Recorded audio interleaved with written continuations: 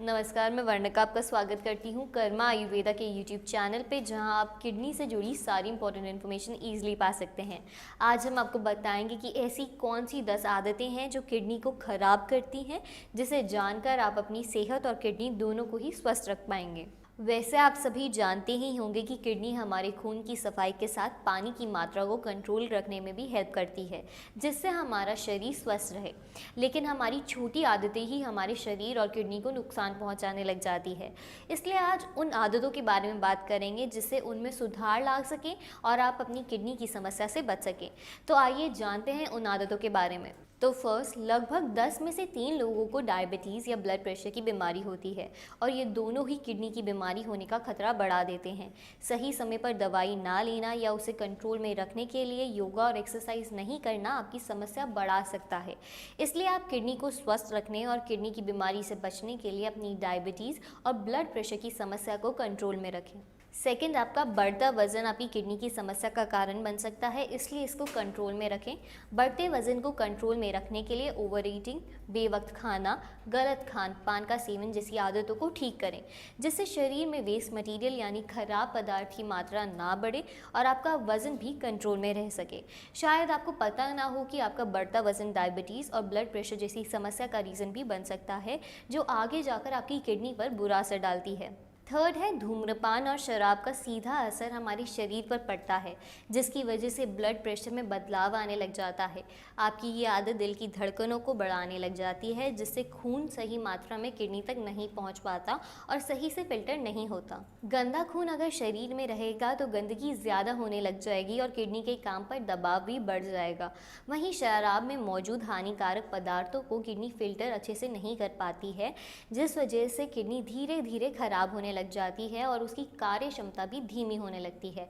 कुछ समय के बाद वो पूरी तरह से काम करना बंद कर देती है, जिस वजह से आपकी जान भी जा सकती है। फोर्थ, यूरिन रोकने की आदत आपके लिए किडनी की समस्या बन सकती है। बार बार अपने यूरिन को रोकना गलत आदत है।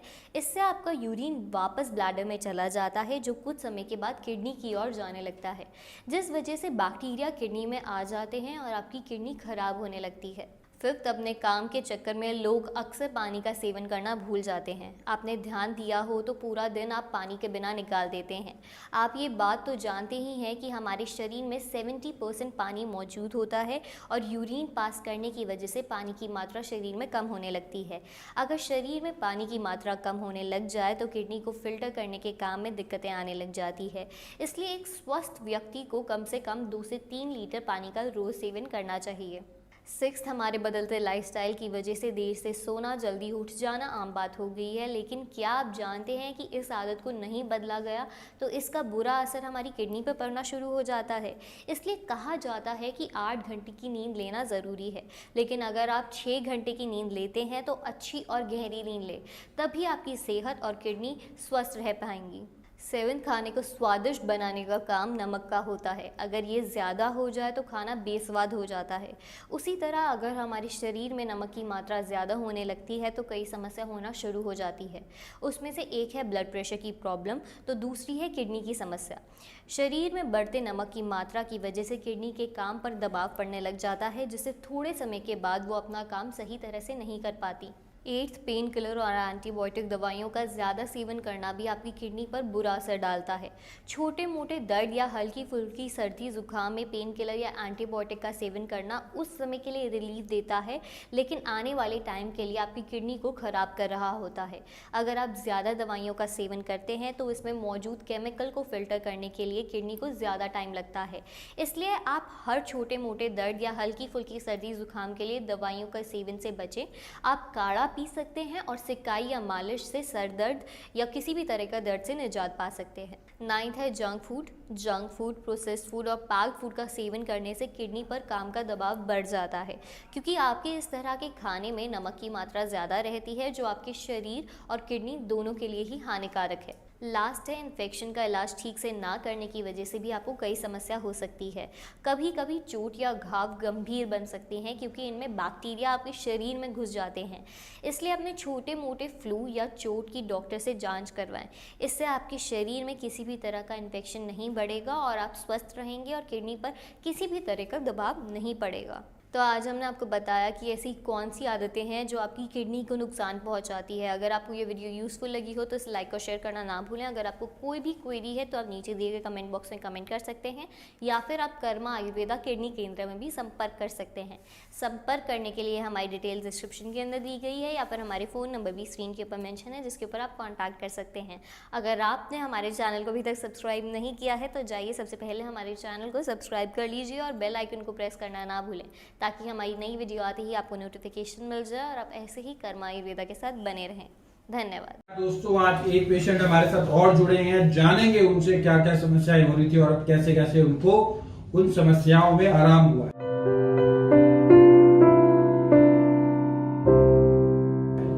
क्या नाम है पेशेंट का? संदीप नाम है। आप पेशेंट आप ही हैं ना? हाँ जी। जब आए थे संदीप, क्या क्या दिक्कत आ रही थी आपको? पहले उल्टी लग रही थी, खाना पीना सभी ओरिजिनल पड़ा था और चक्कर आ जाते। अब ठीक है। पहले क्या क्रिएटिनिन कितना था जब आया? पहले क्रिएटिनिन 8.80 था। तो क्या बताया था, कहाँ के रहने वाले हैं? पानीपत से। पानीपत में दिखाया था डॉक्टर्स को, नेफ्रोलॉजिस्ट को? हाँ जी। क्या बताया था? डायलिसिस बता देगा। अच्छा और ट्रांसफर। अच्छा ट्रांसप्लांट। अच्छा। कहाँ पे? पानीपत में ही दिखाया था? प्रेम हॉस्पिटल प्रेम हॉस्पिटल में। अच्छा। डॉक्टर सोलंकी आते हैं दिल्ली से, तो उनको दिखाया था। फिर उसके बाद एस्कॉर्ट फोर्टिस जोगला में गए थे, वहाँ पे डॉक्टर नरूला है, तो उन्होंने भी ट्रांसप्लांट का बता दिया था। तो उसके बाद में ट्रांसप्लांट के बाद फिर हमने देखा कि सिस्टर ने सर्च किया यूट्यूब से, फिर आपका पता किया, फिर यहाँ पे आए हम। अभी 7 मंथ से दवाइयाँ ले रहे हैं यहाँ से। तो पहले क्रिएटिनिन जो था वो 8 पॉइंट समथिंग भी था, बीच में उसमें चेंजेस भी हुए, 7 पॉइंट भी हुआ, 6 पॉइंट पे भी आया वो, लेकिन काफ़ी चेंजेस होने के बाद अभी जो है वो 4.85 के आसपास आ गया है। और पहले वॉमिटिंग होती थी, उसमें प्रॉब्लम था, चक्कर वगैरह तो थोड़े बहुत अभी हैं, लेकिन ये है कि पहले से काफ़ी रिलीफ है। पहले पेट साफ भी नहीं हो पाता था, अभी पेट भी अच्छे से साफ हो रहा है और भूख भी अच्छे से लग रही है, पहले भूख भी नहीं लगती थी जैसे ही। तो प्रॉपर डाइट फॉलो के बाद में काफी रिलीफ भी है।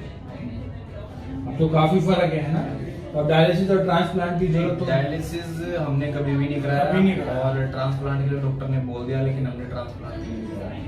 तो अभी तो ये रिपोर्ट दिखाई है अपने डॉक्टर को, जो 8 से लेके जो क्रिएटिनिन आपका 4 आया है? हमने देखो प्रॉपर यही फॉलो कर रहे हैं। हमने और किसी डॉक्टर की दवाई खाई नहीं। स्टार्ट 5-4 दिन हुए, इसमें कमजोरी आ गई, 3-4 दिन हुए। वैसे क्रिएटिनिन तो काफी पहले से फिजिकली ठीक महसूस कर रहे हो ना आप? क्या क्या फर्क लग रहा है? पहले क्या क्या दिक्कत था? पहले तो चक्कर आ जाते, चलो जरा सी देर चक्कर आ जाते। अब मैं चक्कर मार बहुत दूर जैसे कि पहले सांस चढ़ जाते थे, सांस भी नहीं चढ़ते। थोड़ा पेट साफ नहीं हो पाता था, और पहले HbB काफी डाउन था, तो अभी HbB बढ़ा है, और जो क्रिएटिनिन था वो काफी बढ़ा हुआ था, थोड़ा कम हुआ है। बस थोड़ा ये है कि यूरिक एसिड थोड़ा बढ़ा हुआ है, लेकिन उसमें भी थोड़ा सा फर्क लगा है अभी। बहुत अच्छे चेंजेस आए हैं आपको। संदीप है, पानीपत हरियाणा के निवासी हैं, और जब आए थे तो क्रिएटिनिन जो था वो 8.35 के आसपास चला गया था, काफी बड़ा हुआ था। उसके बाद एक रिपीट टेस्ट हुआ, इसमें क्रिएटिनिन 7.89 आया इनका। सारे पानीपत से ही इन्होंने टेस्ट कराए डॉक्टर लाल बैत लैब से। फिर 6.16 आया, और ये इन्होंने कराया जनवरी में। और अभी एक लेटेस्ट करा के लाए 3 मार्च को, इसमें क्रिएटिनिन जो है 4.8 की रेंज में आ चुका है। क्रिएटिनिन जो था वो 8 से लेके 4 तक आ चुका है, और डायलिसिस से टोटली बाहर है। ट्रांसप्लांट की जरूरत इनको नहीं है। Physically he is feeling much much better now. तो कर्मा आयुर्वेदा ये सिद्ध कर चुका है कि किडनी का इलाज जो है वो संभव है। सैकड़ों की संख्या में ऐसे, हजारों की संख्या में ऐसे मरीज हमारे साथ आज जुड़ चुके हैं जिनका डायलिसिस बोल दिया था, डायलिसिस बंद हो गया, डायलिसिस कराने की जरूरत नहीं पड़ी, क्रिएटिनिन कम हो गया, नॉर्मल हो गया। ऐसे बहुत सी वीडियोस भी उपलब्ध हैं, और आज उन्हीं में एक और पेशेंट का नाम भी जुड़ गया, संदीप, जो पानीपत हरियाणा के निवासी है। बगैर डायलिसिस, बगैर ट्रांसप्लांट के क्रिएटिनिन इनका 8 से 4 हो चुका है, and the treatment is still continuing. Physically uremic symptoms सारे डिसअपीयर हैं। Physically the patient is feeling much much better now. Stop kidney dialysis. हमारा पता है G20 NDM 1 plot number B234 opposite NIMS, Netaji Subhash place, Pitampura, New Delhi 110034। हमारे phone numbers हैं 098 7171 2050, 011-4264-4274। हमारी email ID है doctor@karmaayurveda.com। अधिक जानकारी के लिए आप हमारी वेबसाइट www.karmaayurveda.com पर लॉग ऑन भी कर सकते हैं।